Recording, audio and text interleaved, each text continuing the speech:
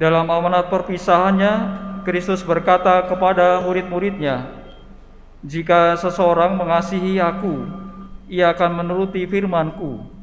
Bapa-Ku akan mengasihi dia. Kami akan datang kepadanya dan tinggal bersama-sama dengan dia. Siapa saja yang tidak mengasihi aku, ia tidak menuruti firman-Ku. Firman yang kamu dengar itu bukanlah dari aku, melainkan dari Bapa yang mengutus aku. Semuanya itu aku katakan kepadamu, selagi aku berada bersama-sama dengan kamu. Tapi penolong, yaitu Roh Kudus, yang akan diutus oleh Bapa dalam namaku, dialah yang akan mengajarkan segala sesuatu kepadamu dan akan mengingatkan kamu tentang semua yang telah aku katakan kepadamu. Damai-Ku kuberikan kepadamu, damai-Ku kuberikan kepadamu, dan apa yang aku berikan tidak seperti yang diberikan dunia kepadamu. Janganlah gelisah dan gentar hatimu. Kamu telah mendengar bahwa aku telah berkata kepadamu, aku pergi tetapi aku datang kembali kepadamu. Sekiranya kamu mengasihi aku, kamu tentu akan bersuka cita, karena aku pergi kepada Bapa-Ku, sebab Bapa lebih besar daripada aku. Sekarang pula aku mengatakannya kepadamu sebelum hal itu terjadi, agar apabila hal itu terjadi, kamu percaya." Demikianlah sabda Tuhan. Terpujilah Kristus.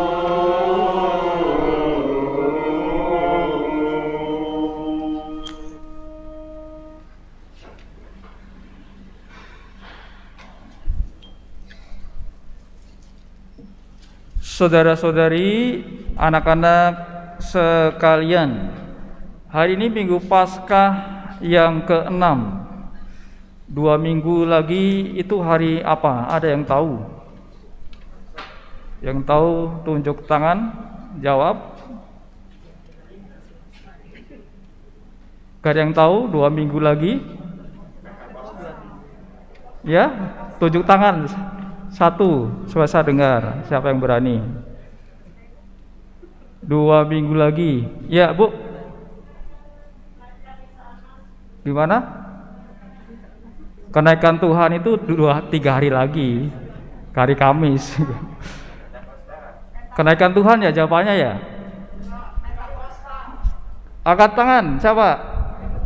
Angkat tangan. Ayo, jangan malu-malu. Ya.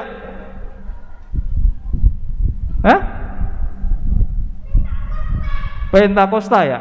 Ya, betul, 100 Pentakosta. Nanti saya kasih rosario, ya. Setelah misa ketemu saya sudah siapkan 1 rosario pas bulan Maria. Ya, rosario dari Filipina, kebetulan pas kesana saya beli. Nah, itulah Pentakosta 2 minggu lagi. Ya, sesuatu yang peristiwa yang penting, yaitu Pentakosta, peristiwa turunnya Roh Kudus atas para rasul. Saudara-saudari, di Injil Yohanes tadi bab 14 ayat 26, Kristus mengatakan demikian kurang lebih. Penolong, yakni Roh Kudus yang akan diutus Bapa, dialah yang akan mengajarkan segala sesuatu kepadamu dan akan mengingatkan kamu akan semua yang telah kukatakan kepadamu. Itu kata-kata Tuhan. Penolong, yakni Roh Kudus yang akan diutus Bapa, dialah yang akan mengajarkan segala sesuatu kepadamu dan akan mengingatkan kamu akan semua yang telah kukatakan kepadamu. Saudara-saudari, anak-anak sekalian, Roh Kudus akan menolong para murid saat mengajar dan mengingatkan mereka akan segala sesuatu yang diajarkan Kristus, seperti janji Kristus tadi bahwa Roh Kudus yang diutus Bapa, dialah yang akan mengajarkan segala sesuatu dan akan mengingatkan akan semua yang telah dikatakan Kristus kepadamu. Kemudian para rasul juga mendapat karunia Roh Kudus sehingga mereka mampu mengajar, mereka ingat akan segala sesuatu yang telah diajarkan Kristus kepada mereka. Roh Kudus adalah hadiah dari Bapa karena perginya Kristus. Kristus yang sudah hadir ke dunia, dia sudah mewartakan Injil, kabar baik, kemudian wafat, dia kemudian meninggalkan dunia. Akan tetapi Allah memberikan hadiah yang luar biasa. Hadiah itu adalah Roh Kudus, sehingga para murid kemudian mampu untuk mengajarkan tentang ajaran Kristus dan mereka ingat yang Kristus ajarkan kepada mereka. Roh Kudus, saudara-saudari, anak-anak, menolong kita pula untuk mengingat ajaran Tuhan dan menemukan artinya sesuai situasi yang baru. Roh Kudus juga menolong kita saat ini untuk memahami maksud Injil, kendati tempat dan zaman kita itu jauh dari Galilea. Ya, kalau kita dengar dari kisah dari sabda Tuhan, Roh Kudus tercurah atas para rasul di mana mereka berada pada waktu itu, tetapi di tempat kita saat ini kita mampu memahami ajaran Tuhan, kita mampu memahami sabda Tuhan karena itu adalah bantuan dari Roh Kudus. Kita mampu beriman kepada Kristus, kita kemudian dibaptis sebagai orang Katolik, itu karena juga Roh Kudus yang kemudian pertama-tama itu memberikan karunia kepada kita. Saudara-saudari, anak-anak sekalian, kata roh juga berarti napas. Kita membutuhkan Roh Kudus sebanyak atau bahkan lebih dari kita membutuhkan nafas hidup kita. Kalau kita hidup di dunia, kita pasti tahu bahwa kita itu bernapas. Dan kita butuh yang namanya nafas supaya kita dapat terus hidup di dunia. Akan tetapi Roh Kudus atau roh yang artinya nafas tadi juga kita butuhkan dalam hidup kita supaya kita dapat terus berkarya di dunia ini. Roh Kudus itu pula lah, saudari-saudara, anak-anak sekalian, yang menuntun para rasul saat memberitakan Injil. Dalam kisah para rasul bacaan yang pertama tadi dikisahkan para rasul itu memberitakan Injil. Ada Paulus, ada Barnabas, lalu mereka juga memilih Yudas yang disebut Barsabas dan Silas untuk kemudian melanjutkan pewartaan Injil. Orang-orang ini memang dipilih oleh para rasul, oleh Paulus dan Barnabas, tetapi mereka percaya bahwa Roh Kudus juga memilih mereka. Roh Kudus memilih Paulus, Barnabas, Silas, Barsabas untuk mewartakan Injil. Memang mereka membuat keputusan untuk memilih rasul-rasul itu, tetapi mereka percaya bahwa itu juga keputusan Roh Kudus. Mereka membuat kebijakan, tetapi ketika kebijakan itu disampaikan, itu mereka percaya bahwa Roh Kuduslah yang menuntun atau membimbing mereka. Maka hidup mereka itu senantiasa dipenuhi dengan Roh Kudus.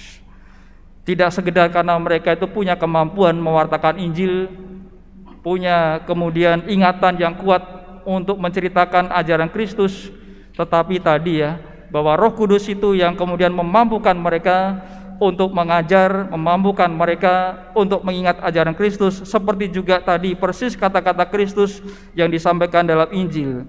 Penolong, yakni Roh Kudus yang akan diutus Bapa, dialah yang akan mengajarkan segala sesuatu kepadamu dan akan mengingatkan kamu akan semua yang telah kukatakan kepadamu. Maka saudari-saudara, anak-anak sekalian, kiranya juga baik apabila kita senantiasa minta bimbingan Roh Kudus dalam hidup kita. Kita minta Roh Kudus membantu kita dalam setiap karya, dalam pekerjaan, dalam keluarga, dalam pendidikan, dalam studi, dan seterusnya. Ya, mungkin di Mei ini, bulan Maria, kita banyak meminta kepada Allah melalui Santa Maria, dengan berdoa Salam Maria, dengan mengunjungi Gua Maria, dengan berziarah ke Gua Maria apabila punya kesempatan, minta doa dari Bunda Maria, minta berkat dari Allah melalui Santa Maria. Tetapi ingat bahwa kita juga punya Roh Kudus yang dapat kita minta agar Roh Kudus itu senantiasa membimbing kita. Karena Roh Kudus itu sendiri yang dijanjikan Allah kepada kita melalui Kristus. Kristus sendiri yang mengatakan bahwa Roh Kudus yang akan diutus Bapa, Dia yang akan mengajarkan segala sesuatu dan mengingatkan kamu akan semua yang telah kukatakan kepadamu. Bila anak-anak sekolah mau ujian akhir-akhir bulan ini ya, atau sudah selesai, itu kan minta doa kepada Allah, ya, minta doa kepada Santa Maria supaya lulus ujian, nilainya baik, naik kelas dan seterusnya. Rasanya juga baik kalau minta bimbingan Roh Kudus, karena Roh Kudus itu adalah Allah sendiri, Allah Tritunggal Maha Kudus, Bapa, Putra, Roh Kudus. Maka kalau kita punya kebiasaan kita minta bimbingan Roh Kudus, kiranya Roh Kudus akan senantiasa memimpin dan juga menuntun kita. Karena tadi roh itu artinya juga napas. Kita butuh napas untuk kehidupan ini, kita butuh Roh Kudus untuk kemudian beriman kepada Allah. Saudara-saudari, anak-anak sekalian, semoga kita senantiasa ingat akan sabda ini, dan kita juga dalam hidup kita sehari-hari senantiasa mohon agar Roh Kudus membimbing, menyertai kehidupan kita, sehingga kita dapat terus beriman kepada Allah dan hidup kita juga mendapat bimbingan dari Roh Kudus. Kita hening sebentar untuk